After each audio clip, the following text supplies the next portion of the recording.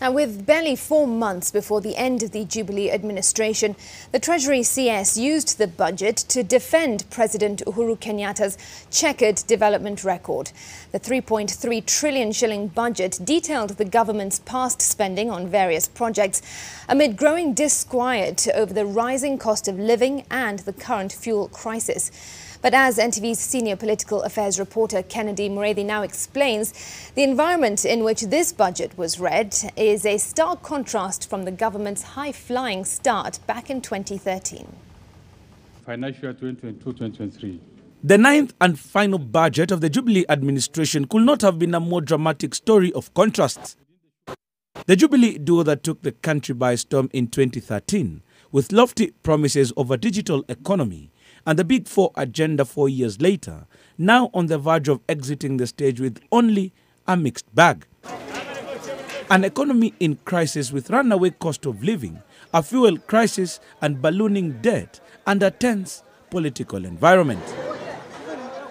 But the Treasury CS still keeping hope alive that this budget will meet the aspirations of the country and its people, reeling from the burden of heavy taxation, not knowing whether they'll have a meal tomorrow. I confidently assure you that this is a Mwananchi-friendly budget.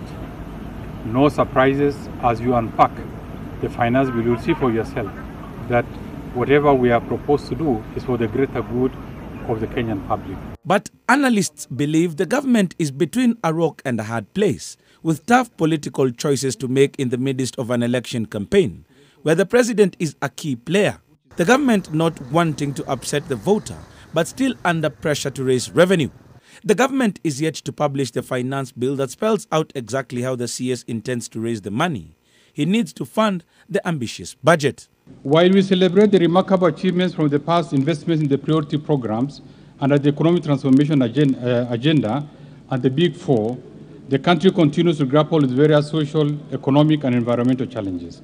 When the president and his deputy took over power, they had the clarion call of improving the economy to double digits and lifting all sectors of the economy to reflect a happy people.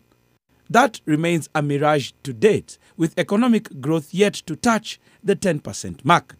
The COVID-19 era adding to an already tough situation. Following the easing of the COVID-19 restrictions, reopening of the economy, as well as targeted stimulus intervention by government, the economy registered strong recovery of 9.9% in the third quarter of 2021.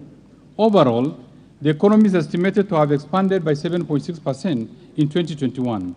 If you try to analyze the figures that were brought forth by the Cabinet Secretary, first of all, they are full of inconsistencies. As you rightly put it, he insinuated that from 2013 to date, our economy has been growing by around 4.5% per annum. But from the same statement, he said that our economy has grown by 155% from 2013 to date. If you compound our economy in 2013 by 4.5 annually, there is no way to reach even 100%. The problem in our country is state capture. The economy has been captured. There are people in government who use conflict of interest, who use their position. They don't disclose it. And that's why some companies, marketers, are getting subsidy, and others are not getting.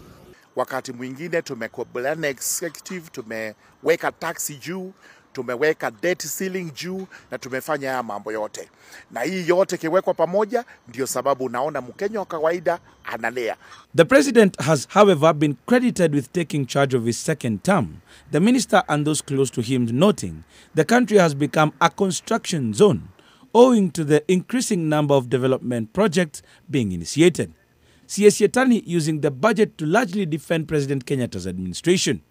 We do not just come up with numbers. We base it on projections. The Kenya Revenue Authority has been doing very well in terms of surpassing their targets. And based on those projections and the economic activities that's going to abound next financial year, we are confident about raising that amount of resources, at least reaching the target.